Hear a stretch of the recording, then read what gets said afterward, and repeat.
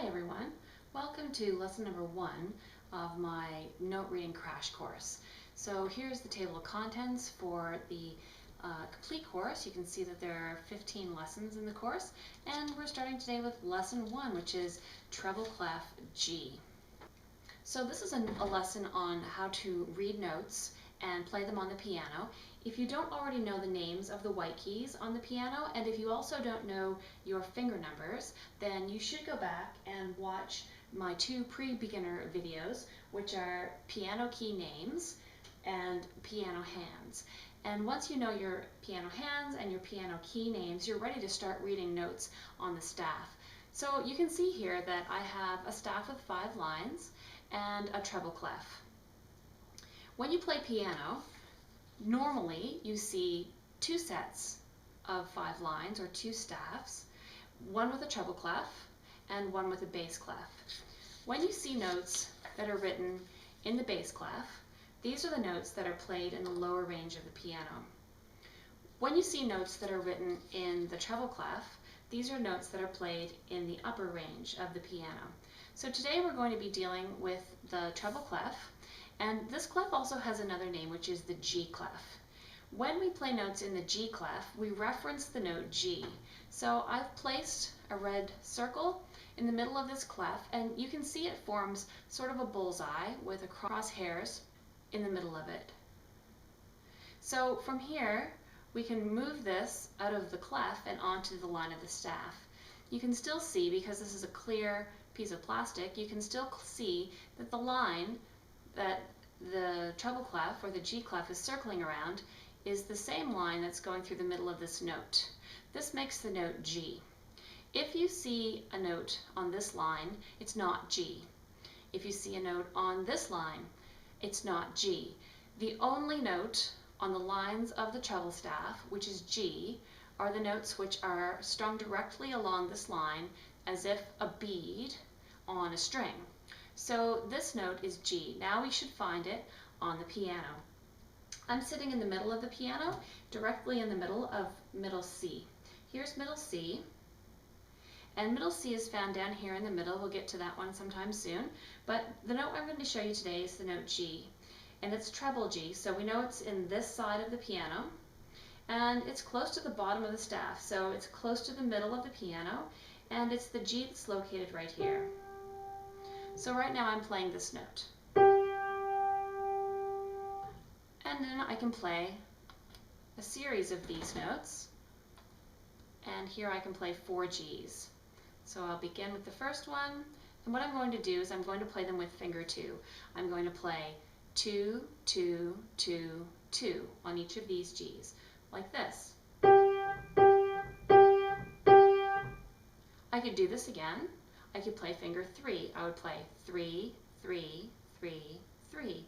Same note, still G, 3, 3, 3, 3. Then I could also play finger 4. I could play 4, 4, 4, 4 on G. 4, 4, 4, 4. I could also change fingers on each G. I could play 4, 3, 2, 1. Here I go, starting with my 4th finger on G, 4, 3, 2, 1. So you've learned G. You can find it easily by looking for the line that the treble clef curls around. So it's making this big, elaborate curl just to help you locate line 2. So G is found on the 2nd line from the bottom of the treble clef. Now if you refer to the sheet for lesson 1, you can see that there are some instructions on here. The first instruction says, play the note treble G located just to the right of middle C. In the first measure, use finger 2. In the final measure, use fingers 4, 3, 2, 1. Keep your pace steady. So each of these notes is written as a quarter note. I'll play it for you, reading along. 2, 2, 2, 2, 3, 3, 3, 3, 4, 4, 4, 4, 4, 3, 2, 1. So I kept a steady pulse the entire time, and I read the finger numbers that were written with each G. Now the interesting thing you could do here to help reinforce your learning is you could actually recopy these notes onto the staff below. So the first thing you would do, of course, is use a pencil, because in music it's always a good idea to work in pencil in case you make a mistake. My pencil has a really nice bumblebee eraser on the end. Erasers are good in music. So here we can see a treble clef and a bass clef, and they're already written for me. And then I can see that it's written with some 4/4s at the beginning. This is called 4/4 time, and you can think of it as 4/4 time because there are 4 quarter notes in each measure. So the first thing I need to do is make the note G. I'm going to look for line 2 and draw a little blob that's right on the line, the second line of the treble clef. So here I've made 4 blobs, and then I can make the stems that go up from the notes.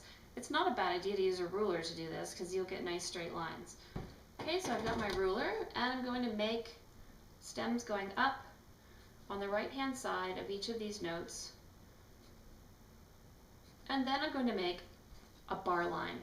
You can see the bar line goes directly down from the top to the bottom of the staff. And then I can also write in the finger numbers that were used to play this exercise. So really the point of this is to help you really focus in on the details of what's been written in the music and to help you understand how music is placed on the page. Something else is indicated down here, which is that the vertical lines are called bar lines, and they divide the music into measures. So in this particular example, there are 4 measures. Measure 1 ends with a bar line. Measure 2 ends with a bar line. Measure 3 ends with a bar line. Measure 4 ends with a bar line.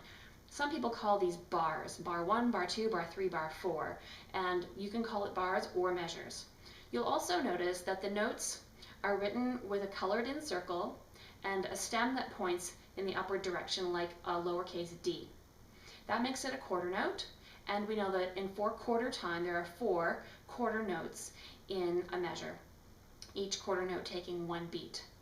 So practice this exercise until you can play it with easy, steady fingers, and until you know that on the second line of treble clef you find the note treble G.